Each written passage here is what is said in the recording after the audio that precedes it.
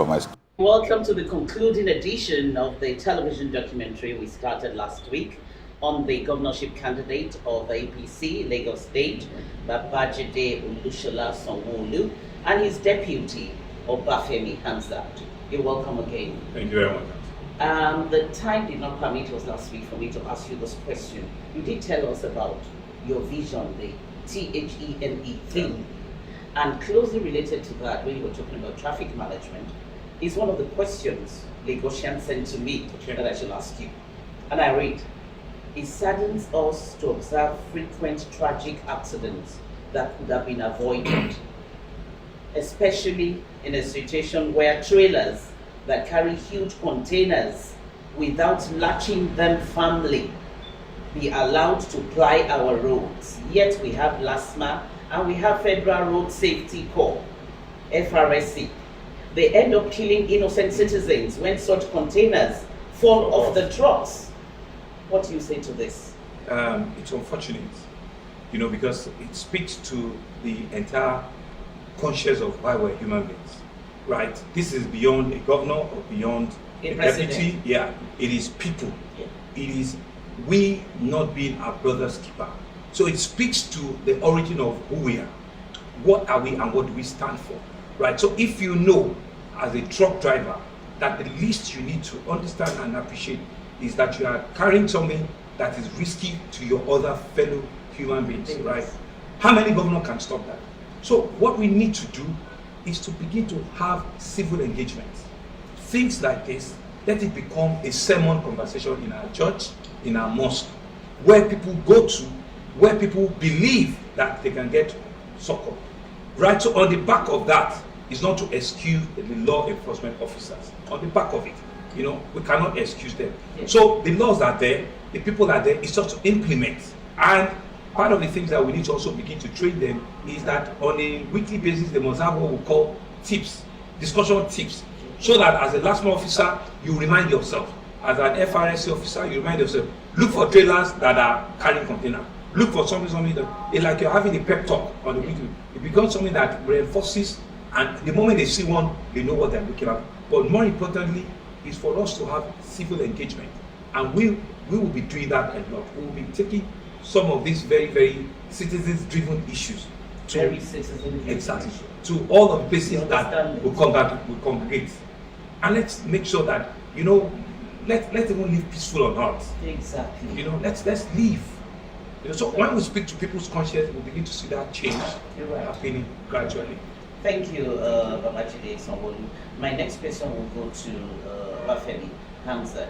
Having worked as a Commissioner of Works Infrastructure, we're looking at roads, and people say there's so much pressure on our roads. It's high time we develop our waterways. I'm sure yourself and Babajide would have talked about this. What do we expect? Well, you're very right. The traffic, the density of traffic on our road is probably one of the highest around the world. So there's no question about it. And that's why the T in our theme is traffic management and transportation. The transportation component is finishing our rail.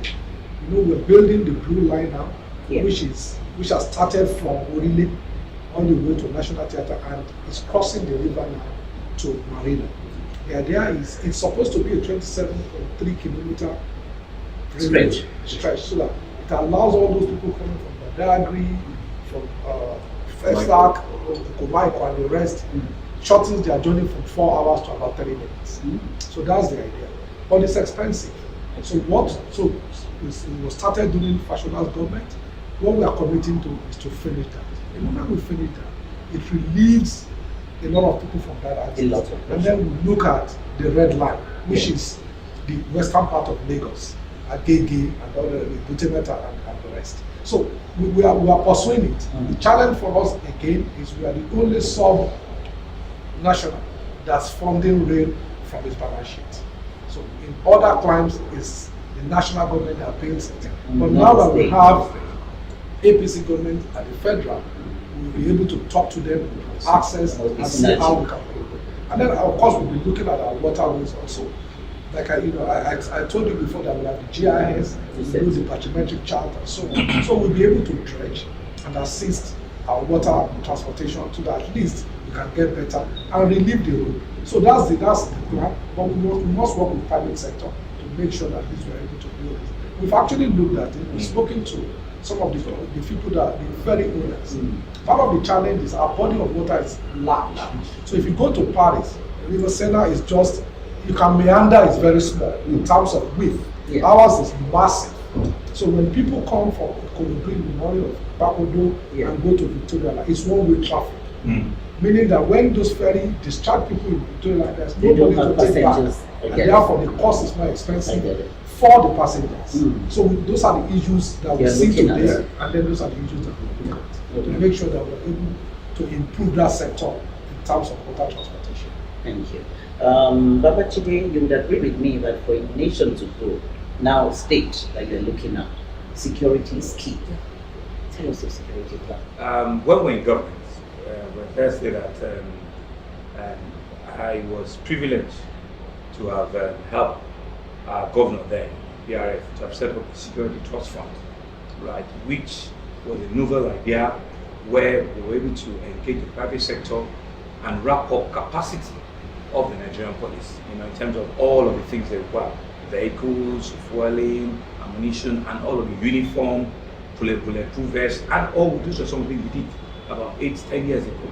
Right, we'll bring it back again and see if there are issues around reforms that had started on that. Because how we see it is that the Nigerian police itself, as president, cannot handle it alone, right? And so we need to support them and work with them. We've also built a control and command center, which is why we have the 767, the 112 line.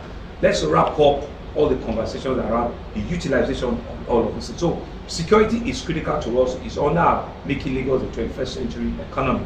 So we will not only be working with the Nigerian police force, we're actually even expecting that if the restructuring happens very quickly, our state police will be thoroughly excited about, because we know that security is about intelligence, it's about information, it's about knowing places where you have black spots and you have recurring issues. About psychology. Exactly, and you need to pin down a lot of places. So we'll be putting all of that into place. We'll wrap up security trust fund, we'll give them all of the things they require, turn around their implements, what they need to work. But more importantly, we'll now leverage it on technology. With CCTV enhancing, police investigation, with CCTV enhancing traffic management, we'll be able to see things even from a remote center, right? And you'll be able to attack some of this. So as it's been seen everywhere, right, we'll deal with it. But we'll also look at community policing, right, which is why we're talking about stakeholders. So we need to community policing. What is peculiar in this area? Exactly. Right? Information is critical. You see an area where there are people that are not going to school, they are not doing anything, it becomes a flashpoint. Identify the flashpoints, try and see that we need things in the board before it happens.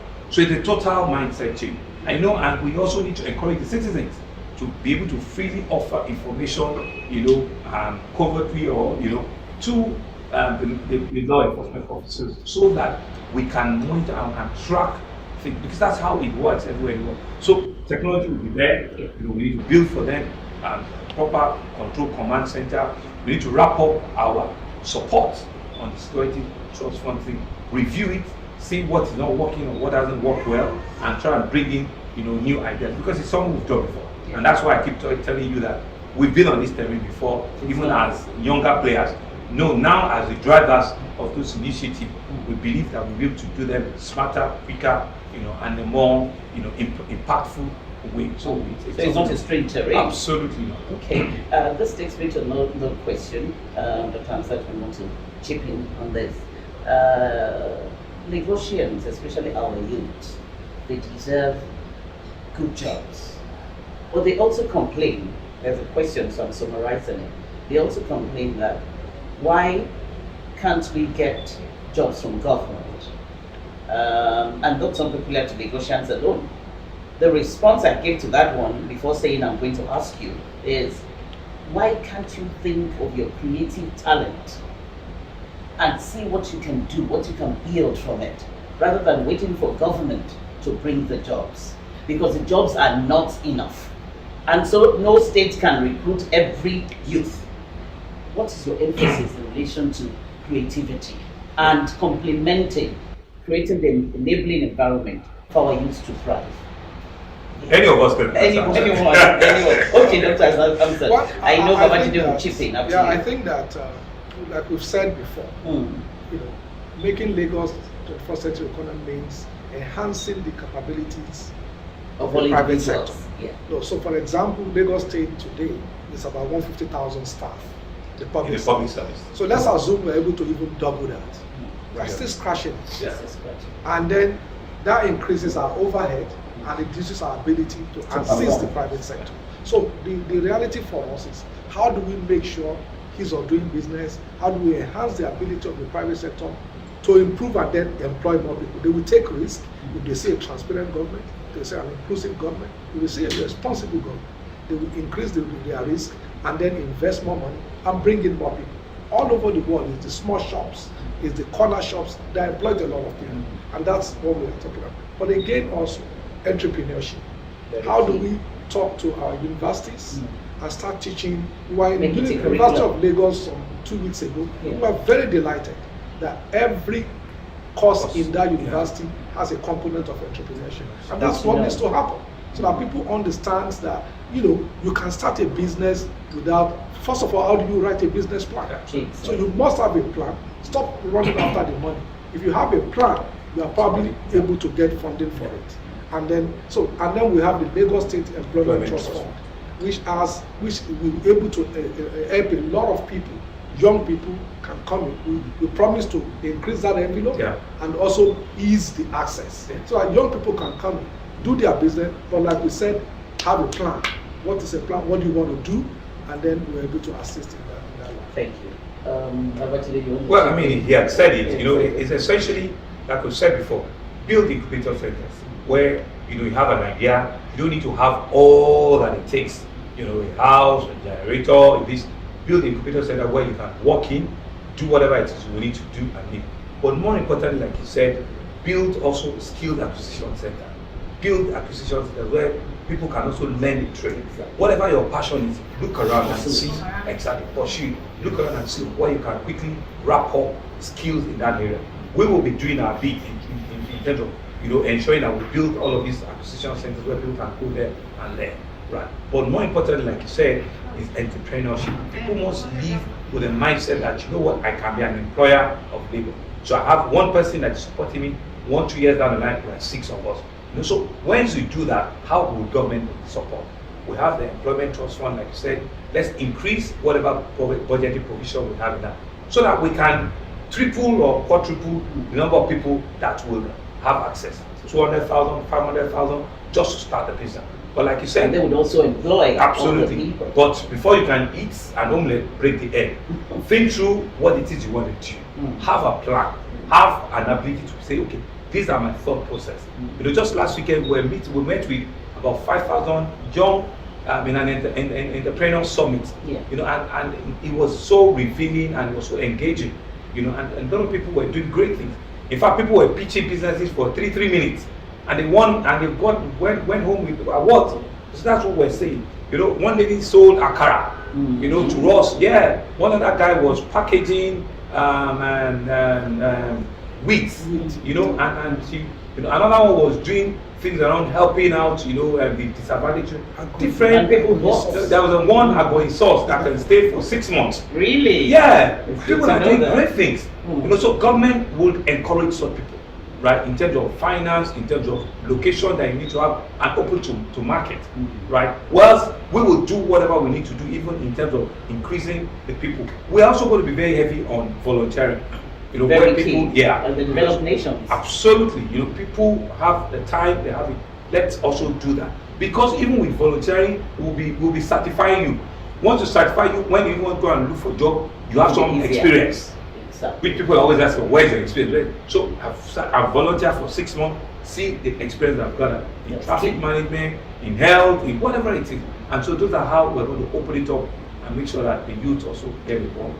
Thank you, Babajide. My question could be answered, the last one. So key to the point you have made is provision of electricity. No matter how innovative and dynamic our startups are, our children, sons and daughters, without electricity, they won't be able to do much. Well, Do you have a plan for yes, that? we do. And it's something that we are honestly very passionate about. I've had the opportunity. Femi too, having worked as special advisor to the minister on power, housing, and infrastructure. Yeah. You know that he has some bit of idea. background. But I also was I was opportune to have been part of the privatization when PHL was on Bondo. So the people that are operators of our two discos in Lagos, we have met with them. I will continue to meet with them, even while we're on the campaign trail. And that's why we're saying to ourselves that we think that we have a better plan than any other plan to make Lagos better. We have met with them. And their issues are issues that we've said to them, we will continue to engage you. You go and see how you can fix some of the issues. Some of them we cannot put it on the national news, but we said to them clearly that we cannot continue to live with stories. Our people want power and they want it yesterday, right? And so the issue is you need investment to be able to clean up your network and bring prepaid meters. We have people that have come to us and said, you know what, we can help you get more prepaid meters. And the federal government also, I think they've just increased the number of companies that can bring prepaid meters and all of it. They just did that. And there's also another law around willing buyer, willing seller, which we've also discussed. So we're engaging with them. We're saying to them, be creative, you treat discourse. Be creative and wrap up this conversation. If not, competition will come and it will push you out. Anybody can. We can also put a 1,000 megahertz by the water, right? But we know that the challenge is it has some legal regulatory issues. So we understand how it works. So we just don't want to beat the gun, and run faster. But we said to them, we're willing to work with you, we're willing to listen to you, and we're willing to collaborate with you to ensure that you can do your business, do it better, quicker, but people are not patient any longer. We know that if we get the power right, not only will we reduce cost of doing business, cost of manufacturing doing business, we'll wrap up this economy quicker and faster. And so we're talking to them, we'll continue to engage them. It's the event that they fail us completely, then we know that we are up in arms with them. You've done the best you could. Yes. Thank you, Babajide. One last word from Obafemi on housing. Lots of Lagosians, I won't say lots, when you want to come to Lagos, the response you get often at times, where will you stay? How do you get a house? It's not easy to get accommodation in Lagos. Plans for housing. You know that we are one people that buy houses like we buy yam and rice. And that is not sustainable. So part of the thing is how do we make sure people pay instrumentally over a period of 5, 6, 7 years at a reasonable interest, not 25%. So as long as you have income, so you can be a organizer, it doesn't matter, but keep records. It's still part of the things we need to educate people about. Keep a record of all your revenues and your expenses, so that once they see that, it becomes some sort like a fundable project. Not just not a fundable project, and people will want to work in it. That's what we will solve it.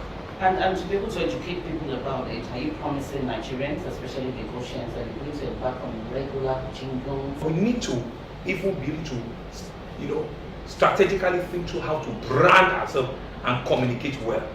Communication, and it has to be two-way. The sender and the receiver. Exactly. You are not just talking to the air. No. Are they responding? So we have citizens engagement. We have different lines of communication. To be able to get us back, but we need to be able to say all of these things and say it in a way and in channels where people understand them. That's the word. People understand them. Exactly. So we will need to do. Communication is critical. Thank you. Thank you. Martin Short, Nigeria.